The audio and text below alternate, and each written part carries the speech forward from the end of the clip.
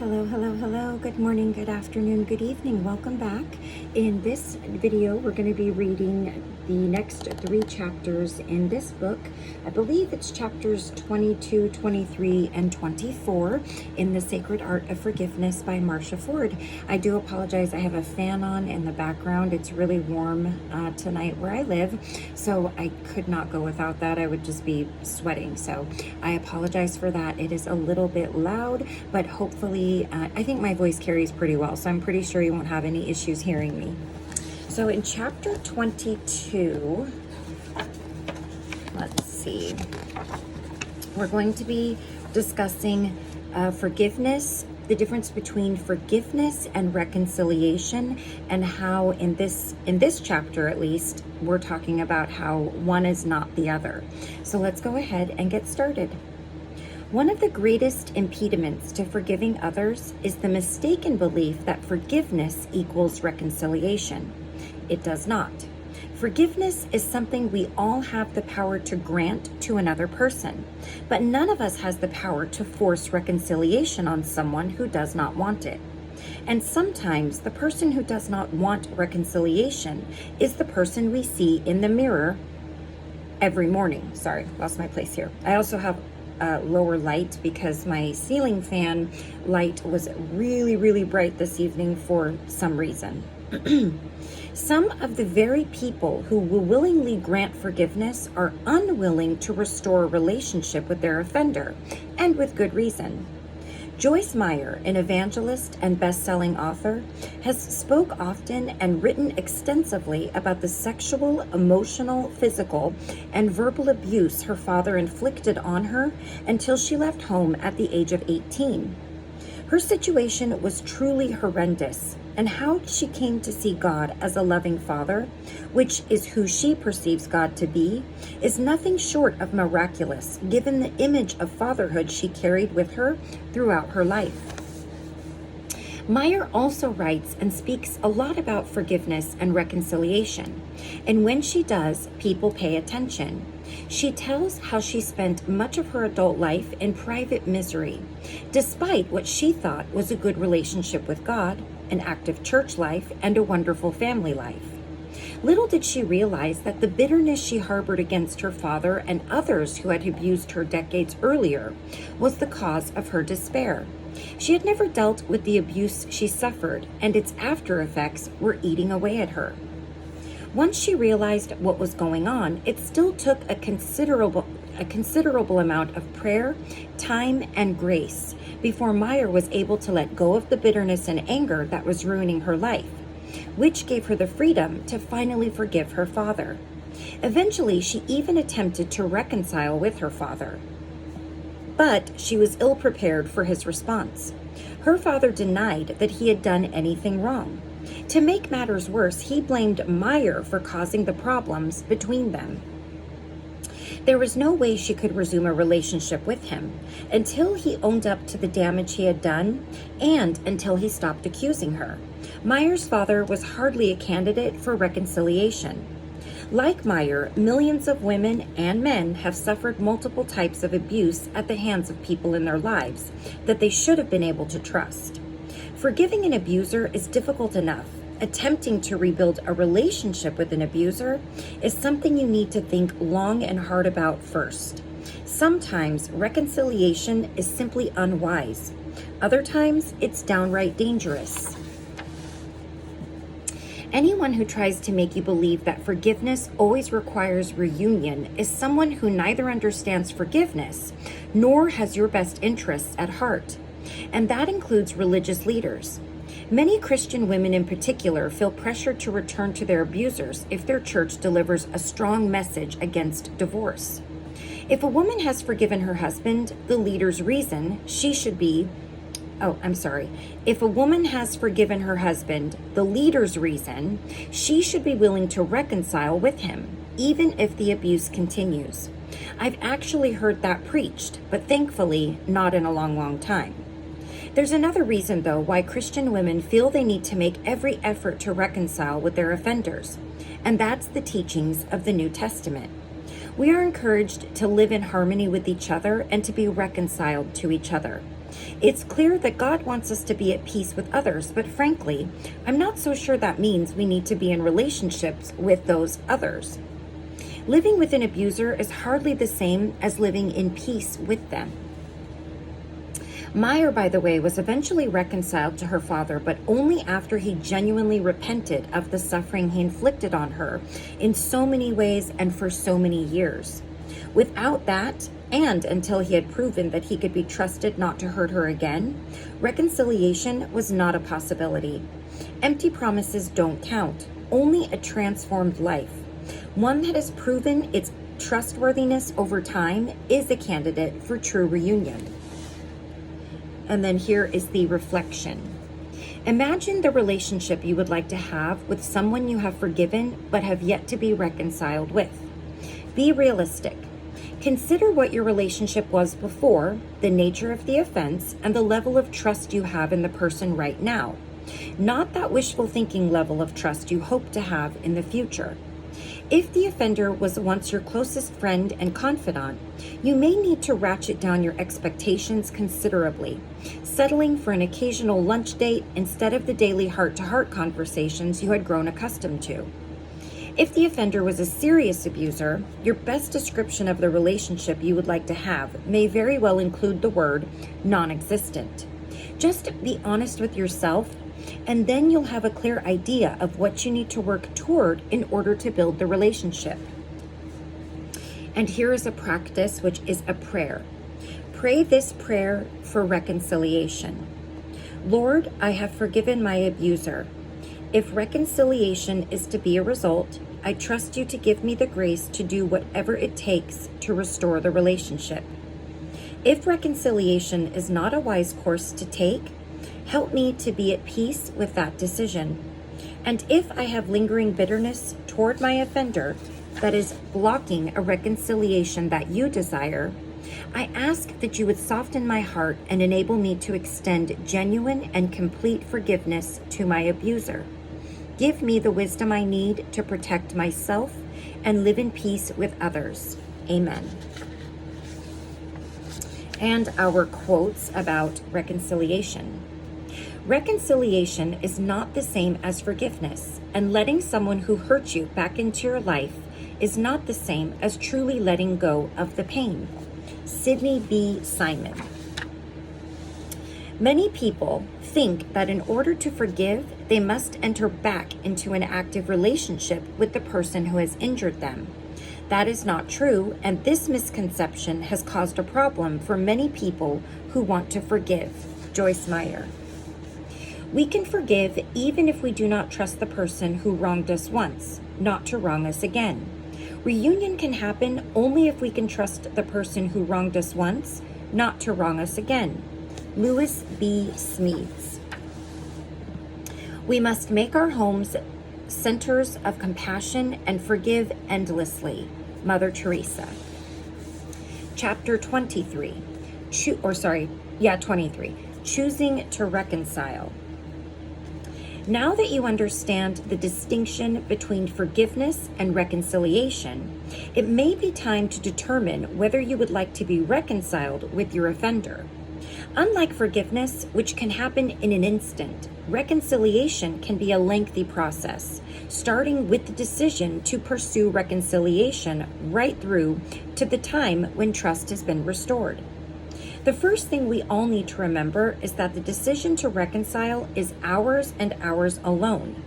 No one can make you pursue reconciliation with your offender, and no one can force you to reconcile with someone who is seeking a renewed relationship with you. Don't let anyone make you feel guilty about your reluctance to reconcile. Reconciliation is not a condition of forgiveness. If you have forgiven someone, that can be the end of it if you want it to be.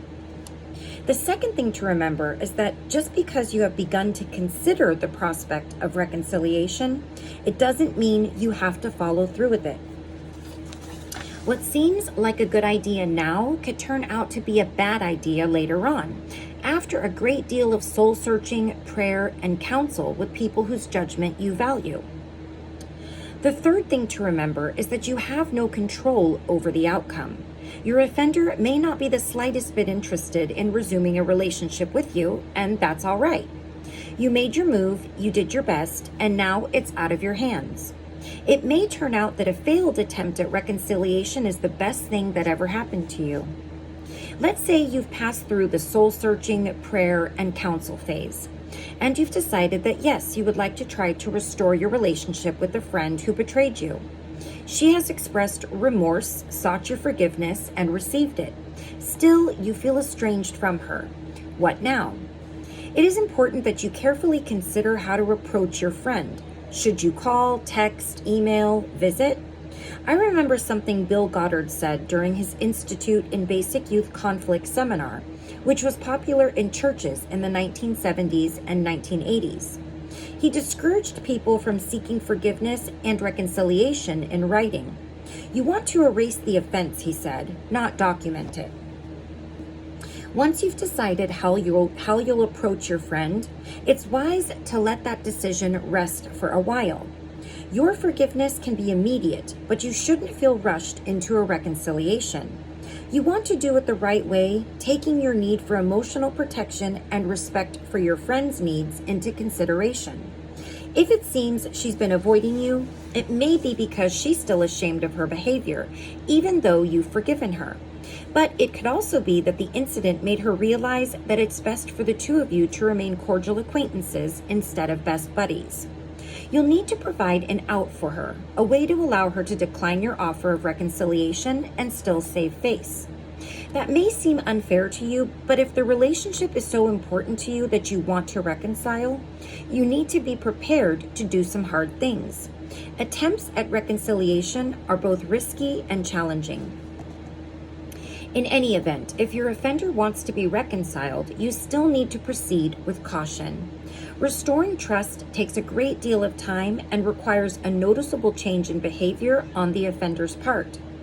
If your offender rejects your initial attempt at reconciliation, but you still have hope for a relationship in the future, you need to proceed with extreme caution. Maybe you're right. Maybe the two of you belong together and the person who offended you just needs more time to work everything out in his own mind and realize that the two of you should get back together. But maybe you're wrong. Your hope for a future relationship is just wishful thinking. You need to have all your senses finely honed to determine what truth is about your situation. And always remember this: if the past relationship involved abuse, you need to proceed with extreme caution, the advice of a counselor, and possibly the assistance of a mediator. Have I convinced you that this is a decision not to be taken lightly? I hope so. Remember this: it's far better to experience a failed attempt at reconciliation than a failed reconciliation itself. The first offers the comfort of knowing you did what you believed was right, even if it didn't work out. You can get on with your life with a clear conscience. The latter reopens old wounds, compounding the initial hurt you experienced. Moving forward after a failed reconciliation is especially difficult. Take it slow and take it carefully. Take it to your counselors and take it to God. You'll need all the support you can get. And here's the reflection. Think about what you have to gain in reconciling with someone. Think also about what you have to lose. Weigh the outcomes of each approach, reconciling or not reconciling. Can you realistically get on with your life if you choose not to reconcile? Practice. Once you've made the decision to reconcile, it's rehearsal time. Mentally play out the ideal reconciliation scene. Imagine the conversation you would like to have with your friend, what you will say first, what they will say in return. You're the writer, director, and one of the actors, so you have a lot of control over this exercise. Try out different scenarios, different ways of approaching your friend, and different responses from your friend, perhaps for a variety of outcomes. When the time comes to have the real-life reconciliation scene, you'll be in a better position to handle whatever transpires. All right, and here's our quotes. God works within the tragic destiny of human efforts with a healing power and a reconciling spirit. Even those who have felt completely superior to all outworn religious notions must look today at least wistfully to the possibility that such a God lives and works. D.D. Williams. Sincere forgiveness isn't colored with expectations that the other person apologize or change. Don't worry whether or not they finally understand you. Love them and release them. Life feeds back truth to people in its own way and time. Sarah Pattison. I like that one. Keep on loving your friends. Do your work in welcoming hearts. Psalms 36:10. Many promising reconciliations have broken down because while both parties came prepared to forgive, neither party came prepared to be forgiven. Charles Williams. That's true. Friends come and friends go, but a true friend sticks by you like family. Proverbs 18:24. And finally, our last chapter of the video, 24, setting boundaries. That's a big one. Mark and Kathy, not their real names, were long ago acquaintances of mine from a church in New Jersey. At the time that I knew them, I was between marriages and prone to find a happy couple at every turn. Some of you know what I mean. When you're alone and miserable, all the world's a couple, a deliriously blissful, ecstatic couple. You, on the other hand, seem to be the only unattached person left on the planet. Kathy and I probably could have been good friends, except for the fact that she was happily married and all.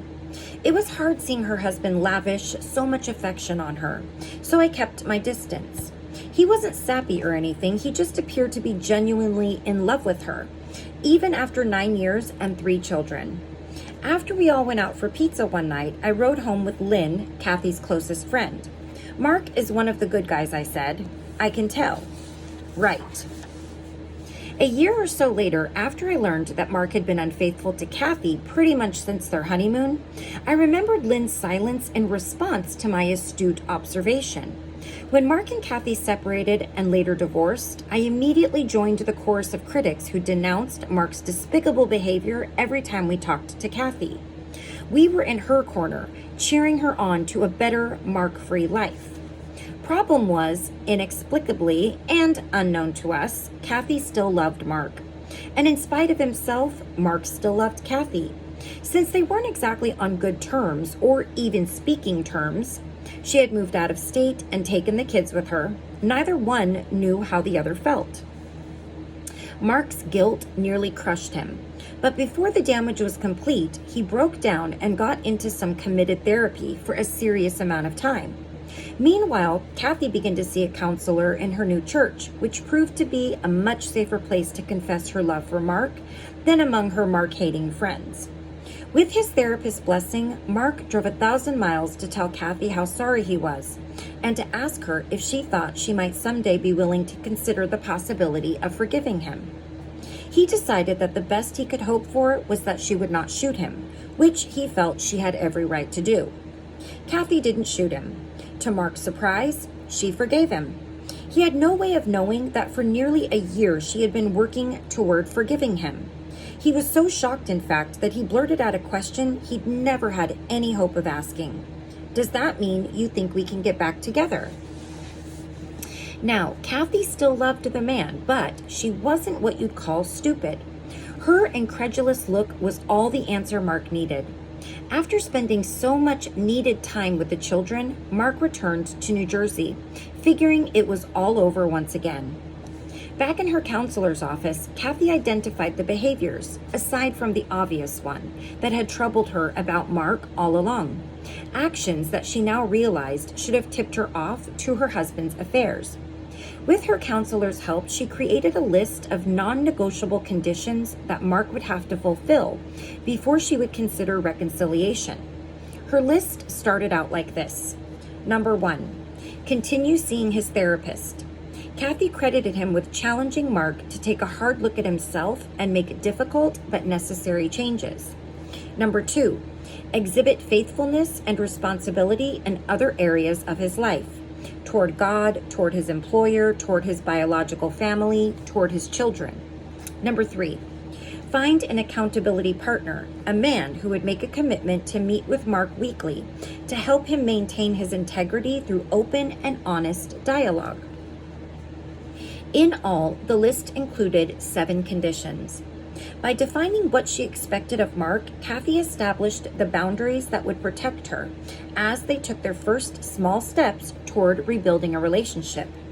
Mark's willingness to abide by her wishes helped restore her trust in him. Only after Mark had proven himself over an extended period of time did Kathy even consider a full reconciliation. 4 years after their divorce, Mark and Kathy remarried. Mark agreed to a new set of requirements that applied to their married life, and Kathy did the same. Over the years, she had examined the behaviors of her own that had contributed to the failure of their first marriage. Mark and her counselor collaborated on a list of conditions Kathy would have to meet. Both Mark's list and Kathy's included this item: participate in regular marriage counseling sessions. The last I heard, Mark and Kathy had celebrated 23 years of marriage, give or take that 4-year break. Establishing clear, measurable, and realistic boundaries is a sound practice for all of us to follow.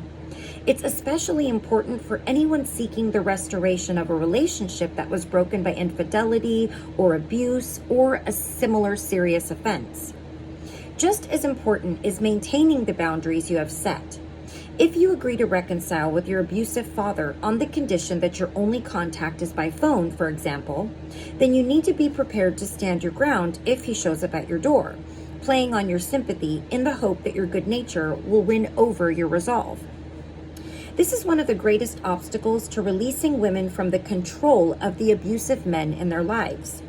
Some women either fail to draw clear boundaries that define what they absolutely will not tolerate in a relationship, or they manage to forget those boundaries when their abusers show up with empty promises and an uncanny ability to convince them that things will be different this time. It's all well and good to forgive your abuser, but make it clear that you have regained control of the situation by drawing a huge and unmistakable line that he is never to cross. It's a mistake to think of boundaries in a negative way, as if they were a wall of prison. They're not. Oop. I have a little eyelash there. Yes, I have eyelash extensions. One of them just came out. I lost my place now. Okay. They're more like the walls of a fortress. They are not meant to restrict you, but to protect you. When it comes to you and your emotional and perhaps physical well-being, living within boundaries gives you control over not only who may enter your life, but also the conditions under which they may do so. You may permit entrance to someone who once hurt you, but he must leave his weapons behind. Reflection.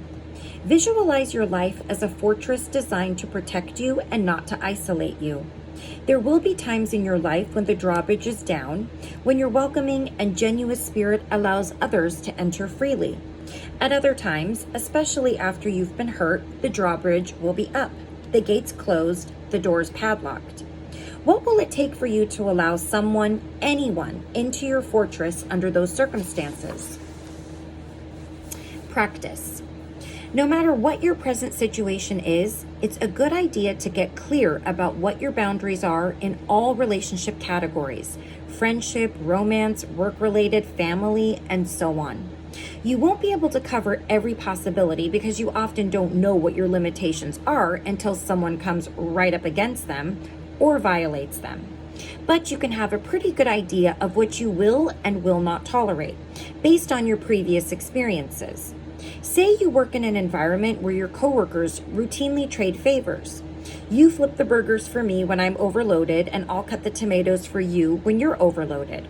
But then there's Sam, who never ever gets those sesame seed buns toasted without imposing on you and me, which puts us on overload when we return to our own work. The line you draw will be right at the point where Sam's inability to do his own work begins to affect yours. Write down everything that comes to mind as you're doing this exercise. Later on, you can delete those things that either don't really bother you all that much or that seem excessive compared to everything else on your list.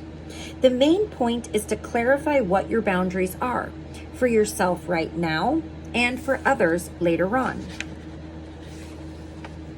All right. And our quotes to end this chapter. Forgive, but guard your heart until you see sustained change. Henry Cloud and John Townsend. Forgiveness is the most tender part of love. John Sheffield. Forgiveness is not the misguided act of condoning irresponsible, hurtful behavior, nor is it a superficial turning of the other cheek that leaves us feeling victimized and martyred. Rather, it is the finishing of old business that allows us to experience the present free of contamination from the past. And that is from Joan Borisenko. Keep vigilant, watch over your heart. That's where life starts. Proverbs 4:23. And the last one. Without forgiveness, life is governed by an endless cycle of resentment and retaliation. Roberto Assagioli. All right, so that completes those 3 chapters. We do have 33 chapters, so we're almost done with this book. The next chapters we'll be reading 25, 26, and 27. We'll be listening with your heart, 70 times 7, and Unleashed Joy. So those are our next 3 chapters that we will read. I hope that you enjoyed this, and I love reading these to you. I love learning along with you. I take a little something away every time we read, as I hope that you do too. So until next time, when we read our next few chapters, please take care of yourself. Please take care of those around you. I will see you again very soon. Bye-bye.